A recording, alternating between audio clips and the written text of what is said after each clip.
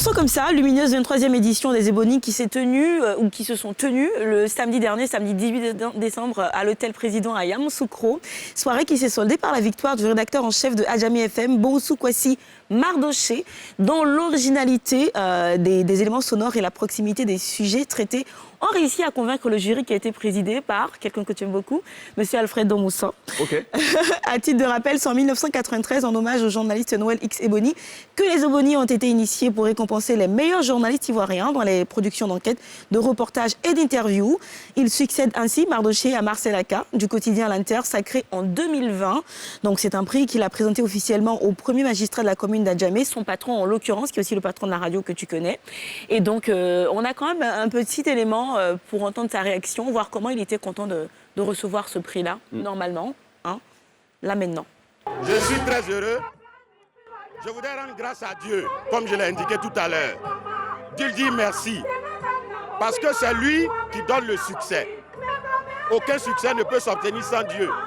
Et un homme ne peut recevoir que ce qui lui a été donné du ciel. Ce prix me rend fier. Ce prix également me donne de comprendre que le talent et le travail acharné payent toujours.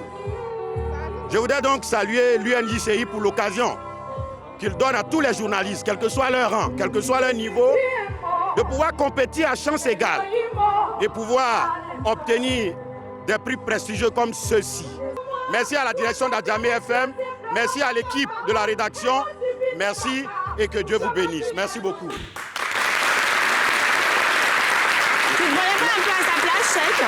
Parce que je sais que tu as reçu aussi le Super Ebony. La dame derrière, c'est une hôtesse ou son épouse? Elle doit être dans le cercle très restreint de la famille. Je trouve un peu plus qu'enthousiaste. Ouais, mais oui, parce que la villa derrière et tout ça. Hein, donc je demandais. Bon, allons-y. Alors, le lauréat empoche la somme de 1,3 million CFA.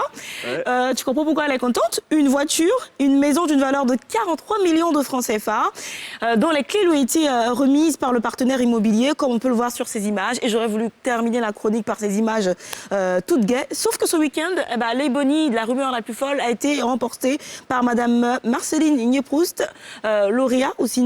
Super Ebony 2012 qui attend toujours sa villa. Qu'en est-il réellement? Madame Niéproust nous donne sa version. Je suis Marceline Niéproust, Super Prix Ebony du meilleur journaliste ivoirien de l'année 2012.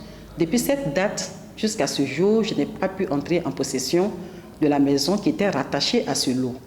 Le président NT, quand il avait eu l'opportunité, il a préféré donner la maison à celle qui était avant moi. Quand le président Jean-Claude Coulibaly est arrivé, il m'a fait la même promesse qu'il me donnerait une maison. Voilà qu'au moment où il a eu l'opportunité, il a préféré la donner à l'Ebony qui a été désigné le week-end dernier. Moi, je ne comprends pas cette décision et je proteste contre, parce que j'estime que c'est à moi qu'il fallait donner cette maison, tout comme ça a été fait pour Irène Bat. Voilà. Donc on a, pour équilibrer l'information, appelé le président de l'UNJCI, himself, M. Jean-Claude Coulibaly, qui nous explique qu'en fait, c'est une histoire qui s'est déroulée avant qu'il ne devienne président. Et qu'en réalité, ils avaient un partenariat avec une société de promotion immobilière qui était censée les accompagner dans le don de cette villa-là. Sauf que quand elle a eu son prix Ebony, la personne a perdu la vie, le patron de la société immobilière.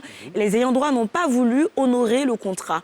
Du coup, l'UNJCI, qui contribue à hauteur de 15 millions sur une maison de 25 millions qui lui devait être attribuée, a été restituée. On leur a rétrocédé les 15 millions. Et ils ont remis les 15 millions à Madame Marceline Niéproust. Sauf que matin, une nouvelle société immobilière l'a contactée, à qui elle aurait remis les 15 millions de francs CFA pour lui construire sa maison. Malheureusement, c'était une arnaque. Cette maison de société de promotion immobilière, c'était une arnaque.